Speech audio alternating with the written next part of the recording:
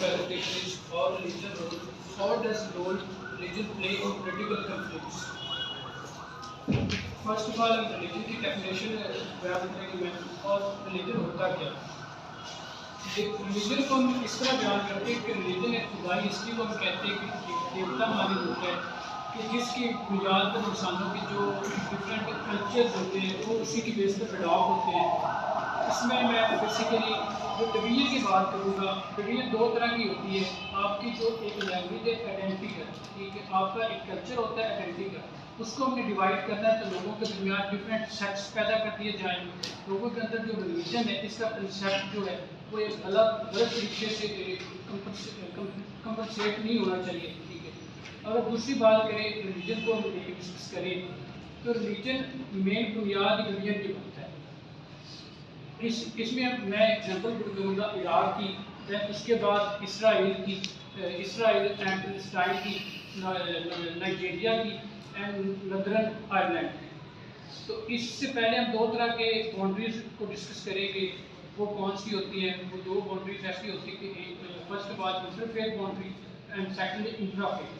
Interfaith में जो हमारे पास रिलीजियस कन्फ्लिक्ट्स आते हैं वो बाउंड्रीज के अंदर आते हैं। बाउंड्रीज के अंदर जो रिलीजियस कन्फ्लिक्ट्स आते हैं उसमें हमारे पास इंटरफेथ का बाउंड्री क्या होती है। उसमें सपोज करते हैं हमारे पास, मैं इंस्टांस खुद करूँगा, वो हो सकती है इसराइल एंड पैलेस्टाइन की हो, नाइजीरिया की हो। और जो इंट्राफेथ बाउंड्रीज होती है उसमें हो सकता है कि पाकिस्तान हो सकता है कि आपके पास नदरन आयरलैंड हो। तो इस तरह ये दो चीज़ें। अब इससे इसराइल और पैलेस्टाइन का जो इशू है वो मैं बयान करूँगा वो क्या था।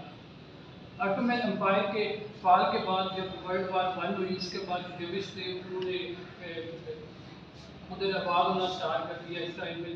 उस वक्त जो कम्युनिटी थी वहाँ पे इंक्रीज़ होना स्टार्ट हुई।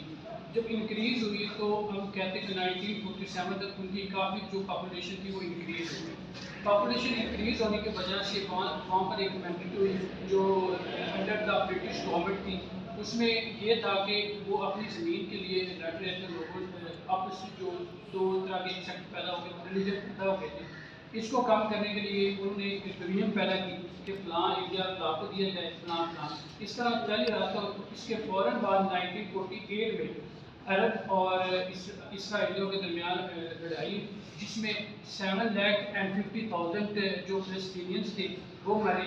और इसके बाद 1949 में इसको 3 ब्रांचेस में डिवाइड किया गया, जिसमें हमारे पास गजा आया और हमारे पास स्टेट ऑफ इसराइल आई और हमारे पास जिसे हम हमास कहते हैं और अभी तक वो कन्फ्लिक्ट। इसके बाद फिर कन्फ्लिक्ट स्टार्ट गए और इसके बाद 1967 में दोबारा कन्फ्लिक्ट हुए इसराइल और फिलिस्तीनियों के दरमियान। वहाँ पर काफ़ी आप कह सकते हैं नुकसान, तो उन्होंने काफ़ी जगह उनकी प्लेस कर दिया।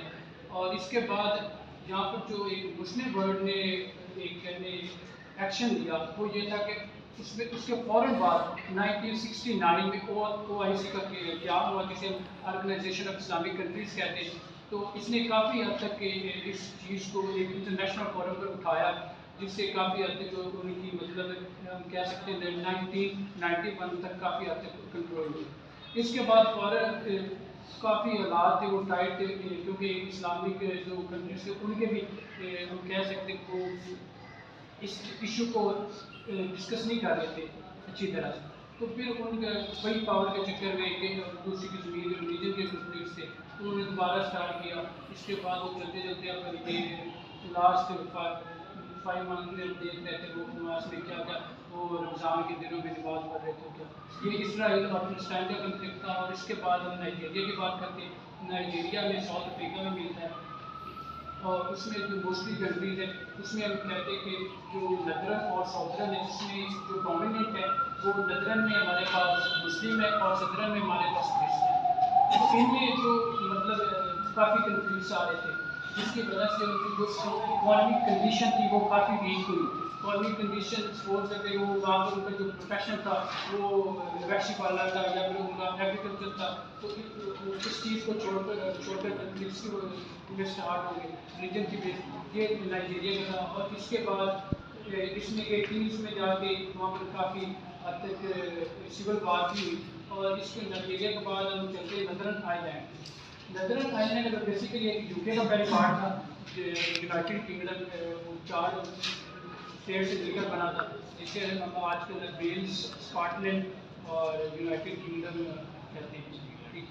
और ये लेकिन इसका जो नदर्न आयरलैंड है ना, इसका कुछ पार्ट आयरलैंड वो अभी तक यूके में है, ठीक है। नदर्न आयरलैंड ये बेसिकली तब स्टार्ट हुआ कि जब कैथोलिक्स और प्रोटेस्टेंट्स के दरमियान कन्फ्लिक्ट स्टार्ट हो गए। कन्फ्लिक्ट्स यही इशू था कि वो जिस तरह मुस्लिम के अंदर एक शिया और सुन्नीज़म स्टार्ट हुए थे इसी इराक में, इसी तरह उनके दरमियान कैथोलिक्स और एक ग्रेट वार भी है कैथोलिक और मुस्लिम के दरमियान, वो भी इस चीज़ को रेजिस्ट्रेशन करती रिलीजियस जो 1948 का जिक्र हुआ भाई यहाँ पे 14 मई को, क्या इंसिडेंट हुआ था उसमें? 1949 में ये इसराइल 1948 14 मई 1948 इसराइल और फलस्तीन के खिलाफ में लड़ा। ये सर अरब इसराइल वार हुई थी 1947 के बाद, ये जब ब्रिटिश ने उसको अमेंडमेंट के जरिए 180 कंपोज करने की कोशिश की थी। उसके बाद 1949 में उसके 3 पार्ट हुए थे और जिसमें ये स्टेट ऑफ इसराइल थी, गजा थी और ये हमास थे। और एंड पे मैं जो इसका कंक्लूजन वो यही बयान करूँगा, जो एक्सट्रीमिज़म है इसको एक तो प्रमोट नहीं करना चाहिए, पर ये प्रमोट कहाँ से होती है? रिलीजियस जो एक्सट्रीमिज़म है इसको प्रमोट करने वाले कौन से? पाकिस्तान से आके हम बात करें तो हो सकता है कि वो आपकी स्टेट हो सकता है कि वो आपको कोई पीछे से पुश कर रहा हो, ठीक है, हो सकता है कि वो आपके अंदर से हो पावर के चक्कर में डाले हो, ठीक है, इसके फ़ायदे होने की बजाय नुकसान ज़्यादा है, ठीक है। ज़्यादा रिलीजियस को एक टूल यूज़ नहीं करना चाहिए और ना इसे जो आपके कन्फ्लिक्ट्स हैं आप खुद एक बेचैनी का शिकार हो और आपका जो एक मुल्क है उसके अंदर तबाही और बर्बादी हो, जिस तरह पाकिस्तान है जो भी करंट स्लैब में चल रहा है।